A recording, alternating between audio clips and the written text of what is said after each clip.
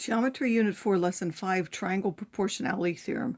So in this lesson, we want to look at the Triangle Proportionality Theorem, and it's also its converse, and we want to prove it and apply it. So what does the Triangle Proportionality Theorem says? It says if you have a line which is parallel to one of the sides, so this line cuts through here and is parallel to this, then it is going to cut this triangle into proportional pieces. So AE over EB is the same as AF to FC. Now we used that similar in the exercises before, but then we were comparing AE with the whole side AB and AF with the whole side AC, so sometimes we had to add two things together. This theorem will allow us to do that by just looking at the separate parts. So let's prove the triangle proportionality theorem. All we're going to start with is that this EF is now parallel to that, and we've marked that here with those arrows. And we want to prove that that means that AE compared with EB is the same as AF over FC. So because these are parallel lines and this is a transversal, we know that angle 1 is congruent to angle 2 and angle 3 is congruent to angle 4 because those are what kind of angles? Right, those are corresponding angles, so that's the corresponding angle theorem.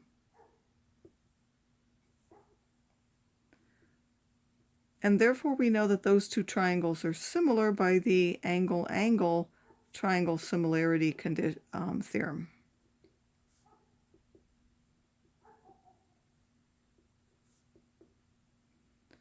Now because we know that they're similar, we know corresponding sides in similar triangles are proportion. So AB over AE is equal to AC over AF.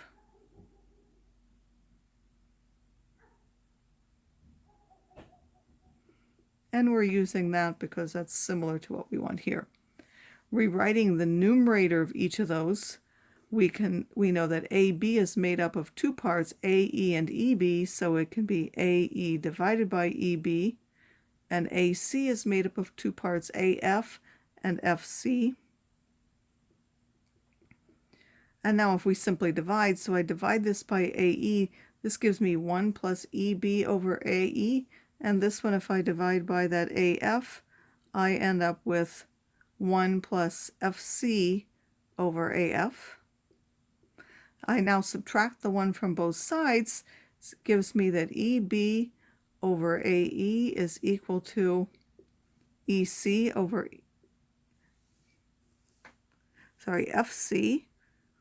over AF. And therefore, if we take the reciprocals of both sides, we will end up with the result that we want. It simply has that turned upside down.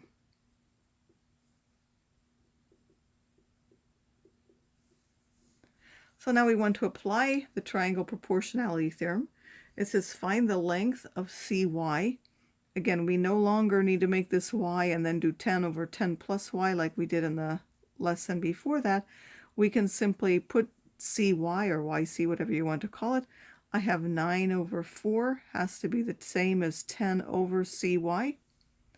I can cross multiply. I get 9CY is equal to 4 times 10, which is 40. Divide by that 9.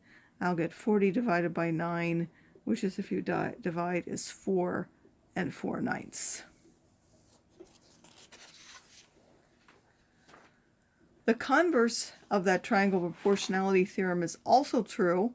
It turns out that if you can show that a line divides these sides into divides it proportionally, meaning the two side ratios are the same, then this is a way to prove that those two lines are parallel. So the regular theorem is used to find lengths. The other one, you've got the lengths. You're trying to show that those two lines are parallel. So prove the converse of this theorem. It's basically like the other one, only in reverse. We start off with this, which is given. We can take the reciprocals to end up with EB over AE is equal to FC over AF. We could then add 1 to both sides before we subtracted. Then we can rewrite each one as a single because this is AE over AE, and this will give me AE plus EB.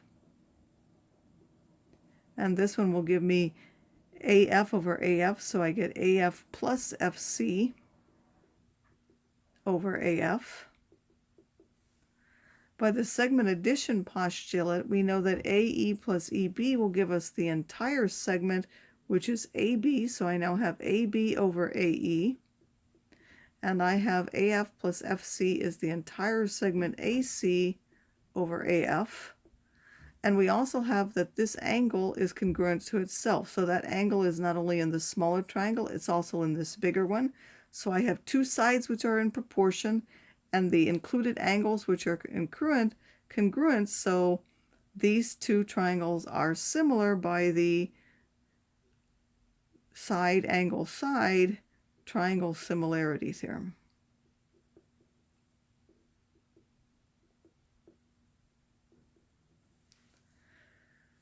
Since corresponding angles of similar triangles are congruent, that means that angle AEF is now going to be congruent to angle ABC, because these are corresponding angles on those. And then the two, we can now conclude that those are parallel using the converse of the corresponding angle theorem. Remember, the converses are the ones used to show that those are parallel. So this is the converse of the corresponding angles theorem. We now have a pair of corresponding angles which is congruent, and therefore that shows that those lines are parallel. All right, we want to verify that lines are parallel.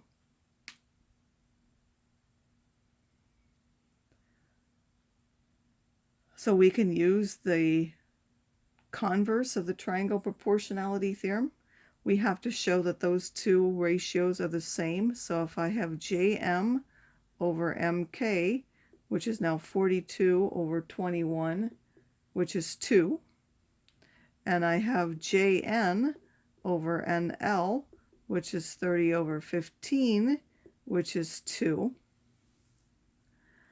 I now have those sides cut proportionally, and therefore, so we have, if you like, even you could say, because Jm over Mk is equal to Jn over Nk, this means that we have Mn is now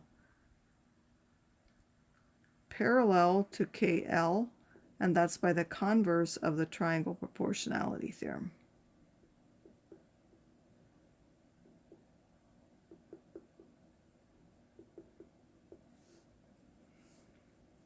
All right, what if we have DE, and we want to find DE and AB, or we want to know, if those are parallel, if we know that AC, the whole thing, is 36. Well, if the whole thing is 36 and this part is 20, this part is 16 centimeters. And then if the whole thing is 27, this part is 12 centimeters. So I am again going to compare those. I have CD over AD, CD over AD, 20 over 16, divide the top and the bottom by 4 would be 5 over 4.